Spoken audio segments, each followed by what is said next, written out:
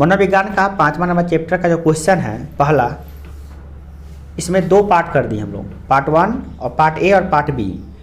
पहला जो पार्ट है ये क्या है, मनस चिकित्सा की प्रकृति एवं विषय क्षेत्र का वर्णन कीजिए। ये जो एक चिकित्सा है, मनोविज्ञान में कई तरह की चिकित्साओं को पढ़ना है जिससे मानसिक रोगी को ठीक किया जाता है। उसमें से अभी आप पढ़ने जा रहे हैं मनस चिकित्सा।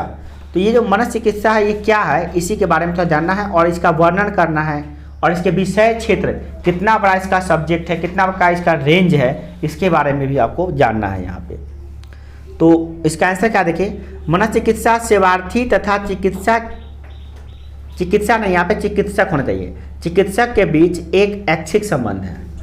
मतलब कि अब यहाँ पे 2 बातें हैं, एक है सेवार्थी और दूसरा है चिकित्सक। सेवार्थी और चिकित्सक है, 2 बातें हैं। तो सेवार्थी किसे कहते हैं, जो इलाज करवाने जाते हैं, जो रोगी होते हैं उसे क्या कहते हैं, सेवार्थी। और जो इलाज करते हैं उसे क्या कहते हैं, चिकित्सक।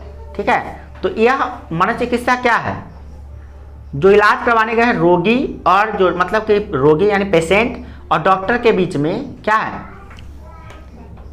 एक ऐच्छिक संबंध है। मतलब अपनी इच्छा से बनाया गया एक संबंध है। ठीक है, ऐच्छिक संबंध है, मतलब यहाँ पे चौ भी छूट गया है, ऐच्छिक नहीं ऐच्छिक संबंध है। इस संबंध का उद्देश्य उन वैज्ञानिक समस्याओं का समाधान करना होता है जिनका सामना सेवार्थी द्वारा किया जा रहा हो। जो मनोरोगी है, मतलब जिसको प्रॉब्लम है, साइकोलॉजिकल प्रॉब्लम है, वो इलाज करवाने गए हैं कहाँ पे, डॉक्टर के पास। देखिए यहाँ पे एक बात ध्यान रखिए, डॉक्टर माने कि चिकित्सक, और सेवार्थी किसे मतलब पेशेंट। तो हम लोग सेवार्थी नहीं बोलते हैं यहाँ पे, हम लोग मतलब समझते क्या है, पेशेंट है वो डॉक्टर है, बस इतना समझते। हम इस पेशेंट सेवार्थी के लिए पेशेंट बोलेंगे और डॉक्टर के लिए क्या बोलेंगे, चिकित्सक के लिए डॉक्टर बोलेंगे। ठीक है, तो ये क्या होता है यहाँ पे कि इस संबंध का उद्देश्य क्या होता है, आखिर एक डॉक्टर और पेशेंट संबंध क्यों बनाया आपस में, ऐच्छिक संबंध क्यों बनाया है। तो यह कारण है कि जो समस्या उझेल रहा है पेशेंट, मानसिक रोगी है वो, मेंटल प्रॉब्लम है उसको, उस समस्या को झेल रहा है, तो उसी का समाधान करने के लिए वो गया है किसके पास, डॉक्टर के पास, चिकित्सक के पास, और उससे एक संबंध बनाया। क्योंकि मनोवैज्ञानिक साइकोलॉजिकल प्रॉब्लम है, कोई फिजिकल प्रॉब्लम तो है नहीं कि चलो भाई ऑपरेशन कर देते हैं, सर्जिकल प्रॉब्लम तो है नहीं, ऑपरेशन कर देते हैं, दवा दारू दे देते हैं, ठीक हो जाएगा। यहाँ पे साइकोलॉजिकल प्रॉब्लम है, मेंटली वाला प्रॉब्लम है, तो पहले आपसी संबंध बनाना पड़ेगा। आपसी संबंध बनाने का मतलब कि रिलेशन होना चाहिए, जैसे कि फ्रेंडशिप होनी चाहिए, दोस्ती होनी चाहिए, तभी तो जाके आप अपनी मन की बात हमको कहिएगा। अगर हम डॉक्टर हैं, आप पेशेंट हैं, तो हम आपका इलाज कब कर पाएंगे, जब आप पूर्ण रूप से सारी बातों को हमको बताइएगा। जब आप अपनी बातों को ही नहीं बताइएगा तो हम आपका इलाज कैसे करेंगे। तो उन समस्याओं का समाधान करने के लिए ही संबंध बनाया गया और किसी चीज़ के लिए नहीं। यह संबंध सेवार्थी के विश्वास को बनाने में सहायक होता है। आप इलाज करवाने आए हैं, अगर ये संबंध नहीं बनेगा हम लोगों का, तो फिर आप कैसे आप समस्याओं को बताइएगा।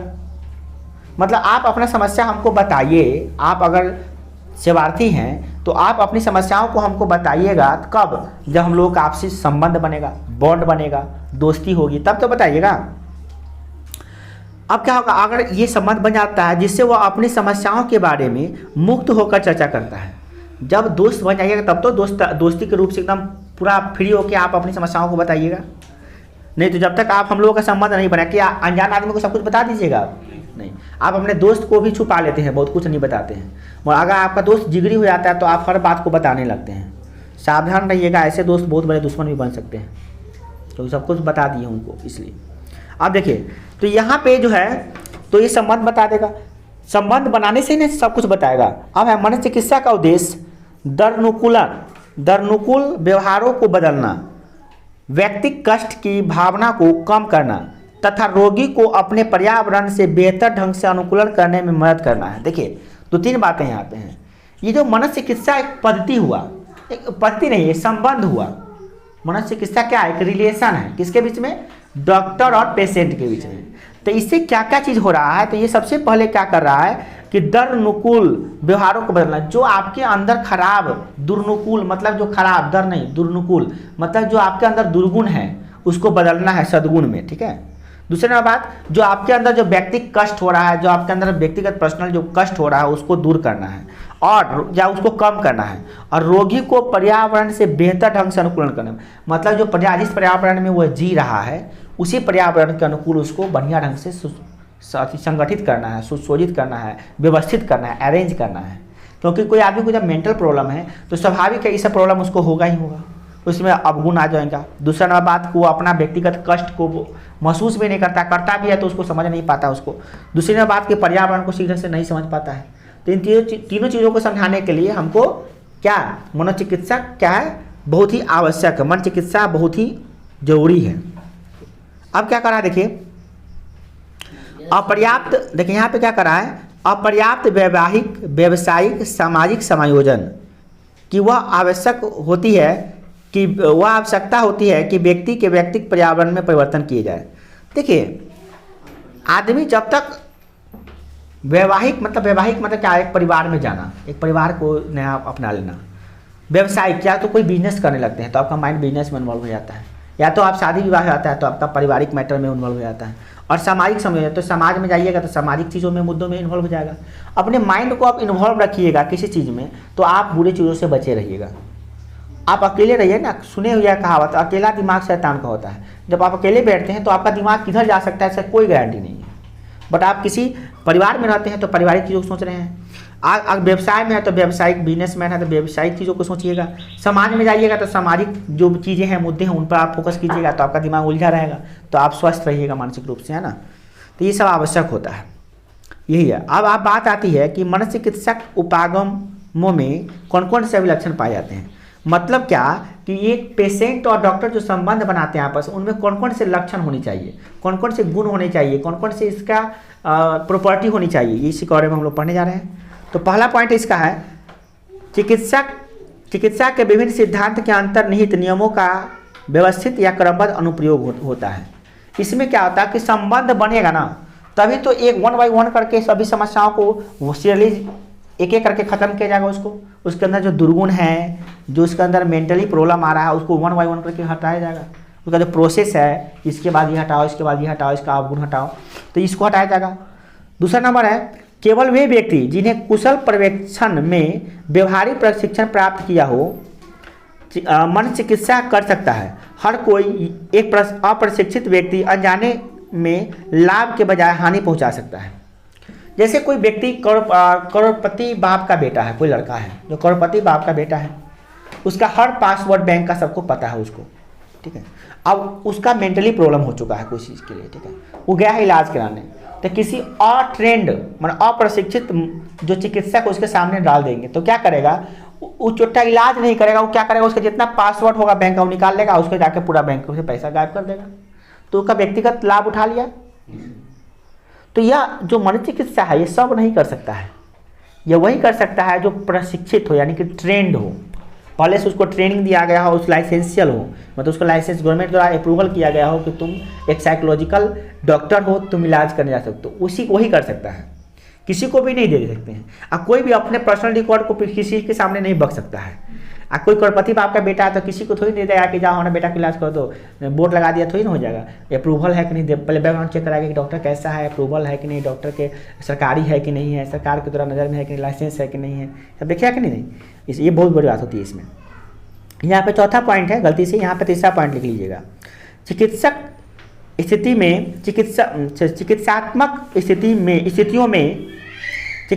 स्थितियों में एक चिकित्सक और एक सेवार्थी होता है जो अपने संवेगात्मक समस्याओं के लिए सहायता चाहता है और प्राप्त करता है। देखिए यहाँ पे सेवार्थी को बहुत सारा सपोर्ट चाहिए, जो पेशेंट है उसको बहुत सारा सपोर्ट चाहिए, मेंटली सपोर्ट चाहिए उसको, और मेंटली सपोर्ट वही कर सकता है जो उसके मेंटली पॉइंट को पकड़ेगा, और मेंटली पॉइंट को पकड़ने के लिए चिकित्सक होता है। चिकित्सक उसके फ्रेंडली व्यवहार करता है, मैत्रीपूर्ण व्यवहार करता है, दोस्ताना रूप से व्यवहार करता है, वो फ्रेंड बन जाता है, उसके धीरे धीरे जिगरी दोस्त के रूप ले लेता है और धीरे धीरे सब कुछ जान जाता है और वहाँ से जाकर ठीक करना शुरू करता है उसको, ठीक है।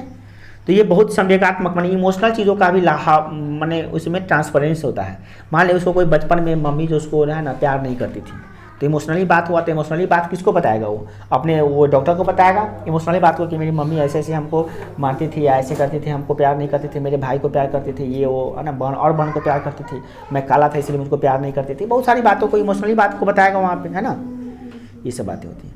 और वहाँ पर वो चिकित्सक उसका ध्यान भी देगा और समझेगा भी कि हाँ ऐसी बातें हैं, उसको हर चीज़ को परखेगा। चौथा नंबर, ये 5वां नंबर पॉइंट है, ये चौथा नंबर पॉइंट होगा इन दोनों व्यक्तियों माने कौन कौन, एक पेशेंट और डॉक्टर, चिकित्सक और सेवार्थी के बीच अंतःक्रिया के परिणाम स्वरूप एक चिकित्सात्मक संबंध का निर्माण एवं सुदृढ़ीकरण होता है। मतलब क्या, एक बॉन्ड बनता है इन दोनों के बीच, पेशेंट और डॉक्टर के बीच इतना बड़ा बॉन्ड बनता है कि उसको तोड़ नहीं सकते हैं आप। थोड़ा सा वो रिकॉर्डिंग कर रहे हैं, रिकॉर्डिंग करते हैं, बस 2 मिनट हो गया। अब क्या आता है कि देखिए लाइनों कटल, थोड़ा सुन लीजिए इसे, लाइनों कटल के क्या देखिए। अब क्या हुआ यहाँ पे, मतलब कहने का मतलब ये बॉन्ड सुदृढ़ीकरण होना चाहिए। मतलब क्या कि स्ट्रांग बॉन्ड होनी चाहिए। ऐसा नहीं कि थोड़ा बड़ा बॉन्ड बन गया, कोई आके एक अननोन पर्सन को तोड़ दिया, ऐसी नहीं होनी चाहिए। मतलब डीप बॉन्ड बनना चाहिए, है ना। अलग क्वेश्चन क्या देखिए, इसी का पार्ट 2 है।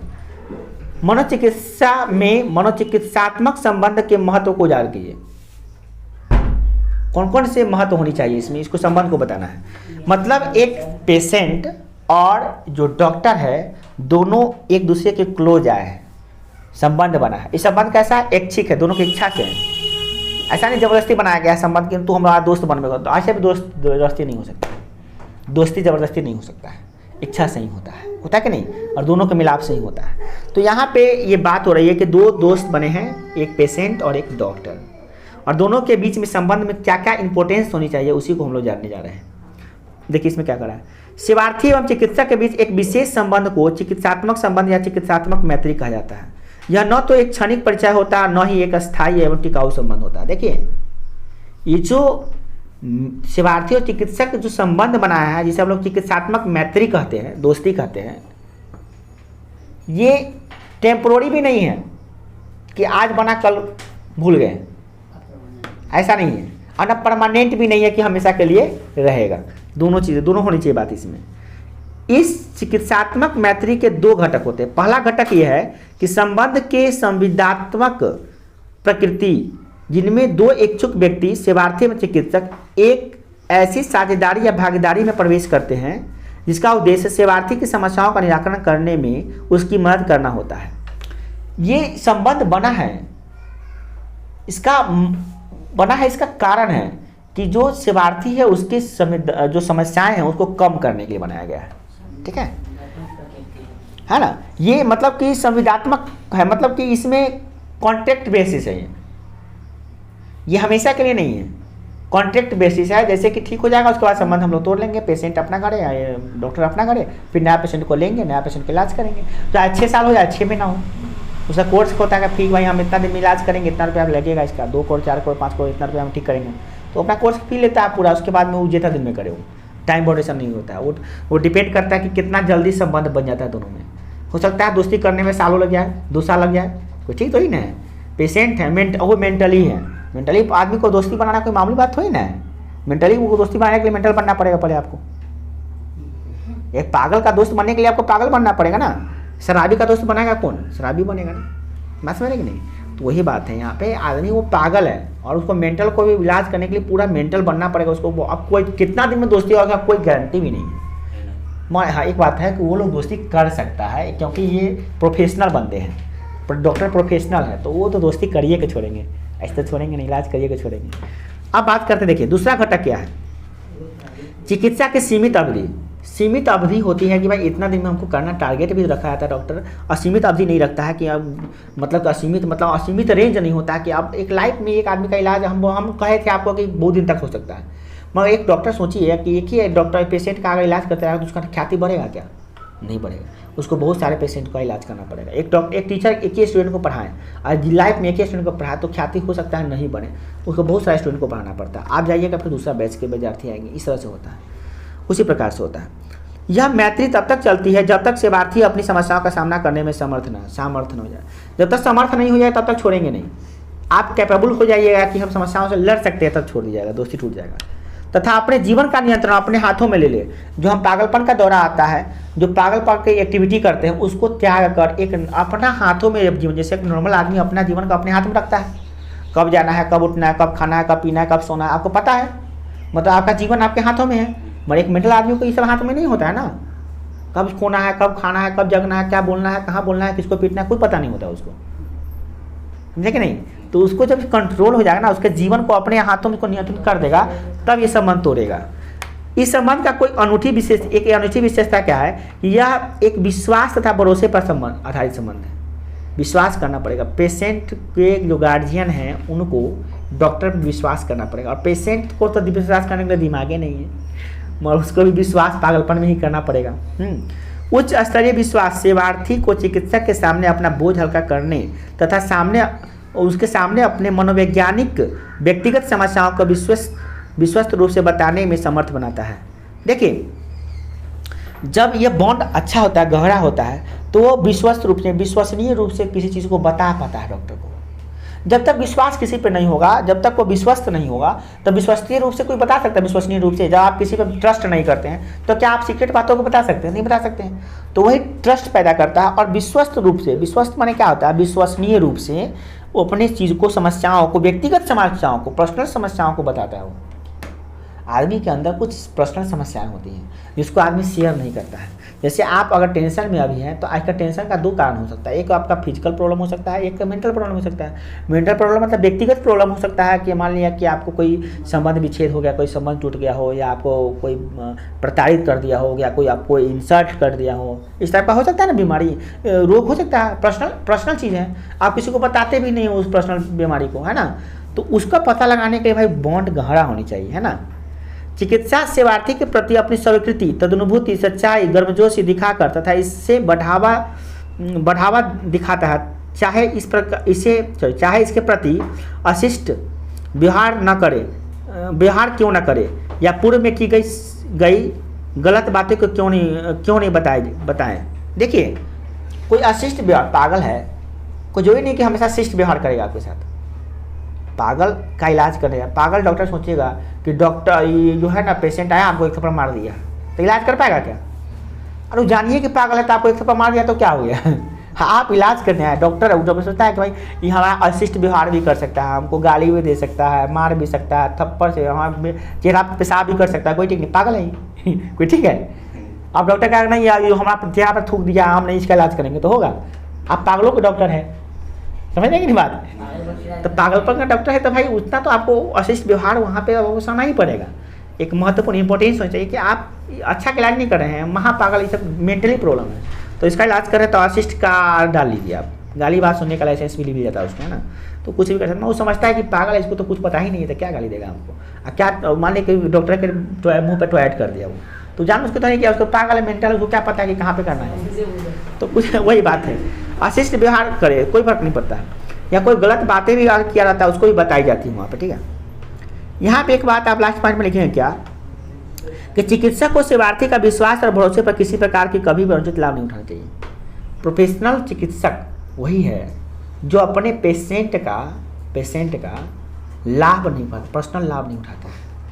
वो उसको समझता है हर बात को, और उसकी बातों को सीक्रेट रखता है। वो फाइल उसी समय क्लोज हो जाता है, उसको फिर जितना भी फाइल बनाकर लिखता है, फिर उसके गार्जियन को सौंप देता है कि आपका अमानत आपके पास है।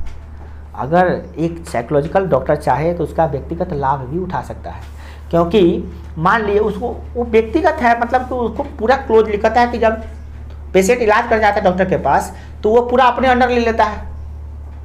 हो सकता है वो डॉक्टर जो है अपने घरेलू काम करवाता है, उससे इलाज ठीक करवा के फिर उसको जानबूझ के पागल करके रखता हो, उसे जितना भी बैंक पासवर्ड का पूरा पासवर्ड जाने पूरा अकाउंट खाली कर दे उसका।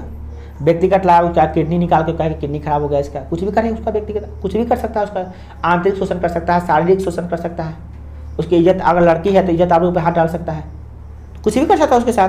तो मगर एक प्रोफेशनल जो डॉक्टर होंगे वो कभी भी ऐसा नहीं कर सकते हैं, एकदम स्पष्ट होनी चाहिए। और ऐसा प्रोफेशनल डॉक्टर बहुत ही विरले से मिलेगा आपको, इसका सर्च करना पड़ेगा आपको, कहाँ है ऐसे प्रोफेशनल साइकोलॉजिस्ट जिसके पास आपको जाना पड़ेगा। ठीक इस जैसे कि साइकोलॉजिस्ट है तो एक टीचर भी होते हैं, तो टीचर के पास स्टूडेंट पढ़ने आते हैं। नमस्कार मेरे प्यारे मित्रों एवं मेरे प्यारे विद्यार्थियों, आज के सेशन में हम लेकर आए हैं क्लास 12 का मनोविज्ञान का जो चैप्टर नंबर 5 है उसका क्वेश्चन नंबर 2। तो चलिए शुरू करते हैं। क्वेश्चन नंबर क्या है, क्वेश्चन कह रहा है, इसमें हम पार्ट ए और बी कर दिए हैं। सबसे पहला जो पार्ट ए है उसमें क्या है, मनोचिकित्सा के विभिन्न प्रकार कौन से हैं। जो मनस्य चिकित्सा है वह कितने प्रकार के होते हैं ये बताना है यहाँ पे। तो मनस्य चिकित्सा मुख्यतः जो है 3 प्रकार के होते हैं। इसको 3 वर्गों में वर्गीकृत किया गया है। सबसे पहला क्या है, मनोगतिक मनोचिकित्सा, दूसरा व्यवहार मनोचिकित्सा और तीसरा है अस्तित्व परक मनोचिकित्सा। पार्ट बी इसी का है, प्रश्न नंबर 2 का ही पार्ट बी हम कर दिए हैं। किस आधार पर इसका वर्गीकरण किया गया है? तो इसका आंसर है मनोचिकित्सा का वर्गीकरण निम्नलिखित आधार पर किया गया है। सबसे पहला है क्या कारण है, मतलब कि कोई रोग है उस क्यों कारण, किस कारण से उत्पन्न हुआ है। कारण का प्रादुर्भाव, मतलब जो कारण है जिसके कारण से ये बीमारी आया है, मनोरोग आया है, ये उसका प्रभाव कैसे पड़ा है, कैसे प्रादुर्भाव हुआ है, कैसे उत्पन्न हुआ है। तीसरा है उपचार की मुख्य विधि, जो उपचार करना है उसका विधि क्या होना चाहिए, उसका प्रमुख विधियाँ कौन कौन सी हो सकती हैं। चौथा है सेवार्थी और चिकित्सक के बीच जो चिकित्सात्मक संबंध की स्वीकृति होती है वो कैसी है।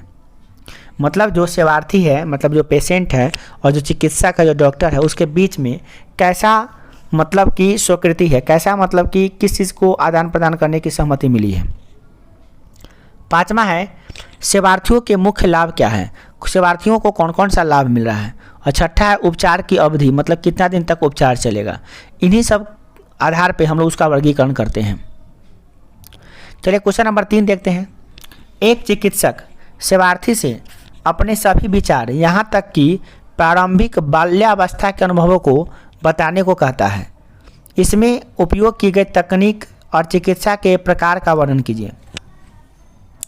अगर कोई चिकित्सक अगर वो बाल्यावस्था के बारे में पूछता है तो स्वाभाविक है कि यह क्या है, एक मनोगतिक चिकित्सा है। देखिए क्या दिया आंसर, इसमें अंतः मनोद्वंद के स्वरूप को बाहर निकालने की विधि का उपयोग किया गया है।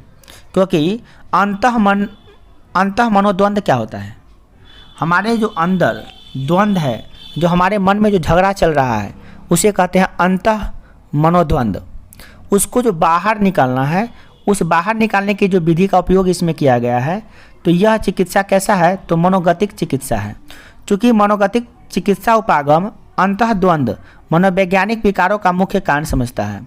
देखिए मनोवैज्ञानिक जो कारण होते हैं ना, इसमें इसका क्या कारण है कि अंतःद्वंद जो होते हैं ना, जो हमारे अंदर जो झगड़ा चलता रहता है, वही मुख्य कारण होता है इसका, इस बीमारी का। अतः उपचार का जो पहला चरण होता है कि अंतः मनोद्वंद जो है उसको बाहर निकालिए। तो मनोविश्लेषण में ने अंतः मनोद्वंद को बाहर निकालने के लिए 2 महत्वपूर्ण विधियाँ हैं।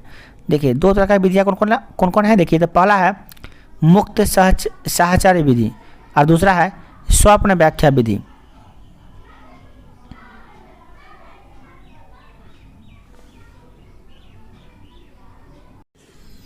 मुक्त साहचर्य विधि ये क्या होता है, सेवार्थियों की समस्याओं को समझने की प्रमुख विधि है।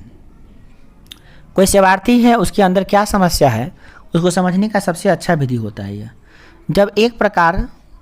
जब एक बार चिकित्सात्मक संबंध स्थापित हो जाता है, मतलब जब मैत्रीय संबंध बन जाता है पेशेंट और डॉक्टर के बीच में, यानी कि सेवार्थी और चिकित्सक के बीच में, तो उनके बीच का जो संबंध है वो स्थापित हो गया। तो क्या करना पड़ता है कि उसके बारे में, सेवार्थी के बारे में पूरा चीज़ जानकारी हासिल करना है। तो इसको जानकारी हासिल करने का सबसे अच्छा तरीका होता है मुक्त साहचर्य विधि। और इसमें कैसे होता है, देखिए सेवार्थी आरामदेह महसूस करने लगता है। कैसे, जब संबंध स्थापित हो गया ना, जब एक बार चिकित्सात्मक संबंध, मतलब कि सेवार्थी और चिकित्सक के बीच में संबंध स्थापित हो जाता है, तो वह सेवार्थी जो है ना आरामदेह महसूस करने लगता है, उसको कंफर्टेबल महसूस करने लगता है। जैसे आप कहीं अनजाने जगह पर जाते हैं तो कंफर्टेबल महसूस नहीं करते हैं, परंतु जब जान पहचान हो जाती है तो आप आराम से उसके सामने बैठ पाते हैं, सो पाते हैं, लेट पाते हैं। तो ये कंफर्टेबल महसूस करने लगता है। कौन, सेवार्थी। चिकित्सक उसे कहता है कि वह स्तरण पटल पर लेट जाए, अपनी आंखें को बंद कर ले और मन में जो कुछ भी है उसे बिना किसी अवरोधन या काट छांट के बताने को कहता है। मतलब एक बेड स्ट्रेचर पर लिटा देता है, स्ट्रेचर माने कि बेड पर कहीं ना, बेड पर लिटा देता है और सीधे बार आंखें बंद कर लीजिए और मन में जो जो चीज़ बातें आती हैं, जो जो समस्याएं आती हैं, जो जो चीज़ मन में आपको आ रही है, उस सब चीज़ों को आप आंख बंद करके बिना कुछ सोचे समझे कि गलत है कि सही है, बिना कुछ काट छांट किए जैसे कि तैसे आप कहते चले जाइए। सेवार्थी को एक सेवार्थी को एक विचार को दूसरे विचार तक मुक्त रूप से संबंध करने के लिए प्रोत्साहित किया जाता है और इस विधि को क्या कहते हैं, मुक्त साहचर्य विधि। अब यहाँ से जो लाइट कलर से लिखा हुआ पतला पतला है, इसको आप नहीं लिखिएगा कॉपी में क्योंकि बहुत लेंदी हो जाएगा।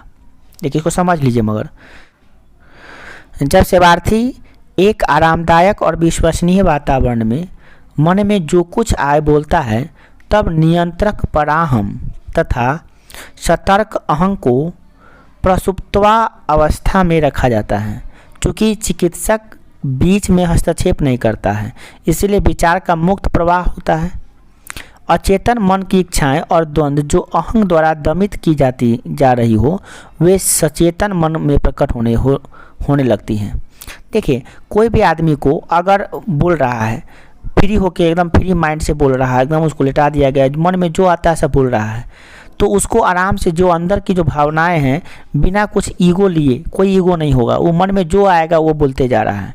ऐसे हम लोग क्या करते हैं, जो बोलते हैं ना उसमें ईगो रहता है।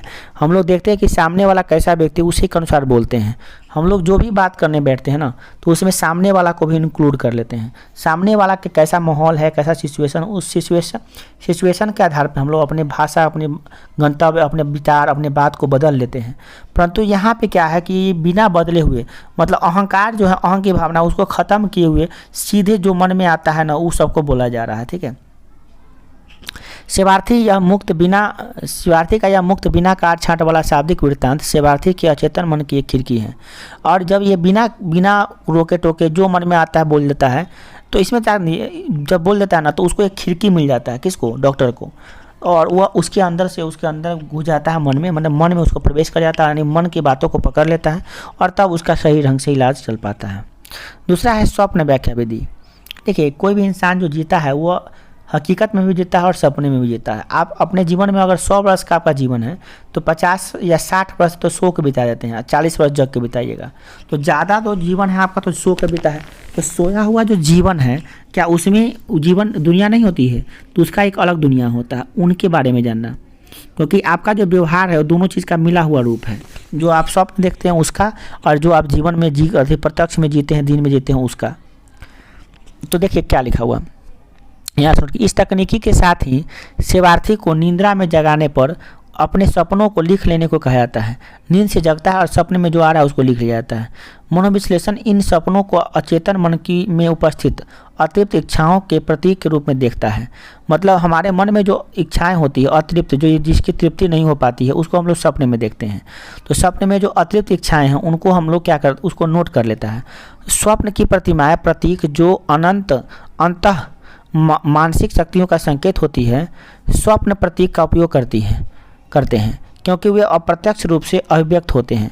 देखिए स्वप्न जो होता है ना, हमारे अंदर जो छुपी हुई अतृप्त भावनाएं हैं जो पूरा नहीं हुआ उसको प्रदर्शित करता है। इसलिए अहं को सतर्क नहीं करते हैं। अतः अतृप्त इच्छाएं प्रत्यक्ष रूप से अभिव्यक्त की जाए तो सदैव सतर्क अहं उसे दमित कर देगा, तो पुनः दुश्चिंता का कारण बनेगा। देखिए जब भी हमारे कोई इच्छा होती है और वो पूरा नहीं होती है, जिससे हमको दुश्चिंता हो जाता है। जैसे हमको कोई इच्छा है, जैसे हमको इच्छा है कि हवा में उड़े, तो पंख लगा के हम उड़ते हैं, तो ये ऐसे हकीकत में नहीं हो पाता, मगर हम सपना में करते हैं क्योंकि वो हकीकत में तो नहीं कर पा रहे हैं पंख लगा के उड़ना, सपना में करते हैं। बट सपना में और हकीकत में भी उसको अदमित कर दिया जाता है, तो आपके अंदर एक दुश्चिंता का विकार उत्पन्न हो जाएगा। इससे आपको चिंता और बढ़ जाता है ना। इस तरह की चीज़ों को जानकर अब क्या करता है, देखिए परंपरा के अनुसार की जाती है। यहाँ पर लिखा हुआ इन प्रतीकों की व्याख्या अनुवाद की एक स्वीकृत परंपरा के अनुसार की जाती है जो अतृप्त इच्छाओं और द्वंद्वों के संकेतक होते हैं। देखिए आपके अंदर जो परंपराएं हैं, जो आपकी इच्छाएं हैं, जो अंदर द्वंद्व है, अतृप्त इच्छाएं हैं, उनको एक तरह से ट्रांसलेट किया जाता है, उसका मीनिंग निकाला जाता है कि आखिर इसका मीनिंग क्या निकलता है, और उसके आधार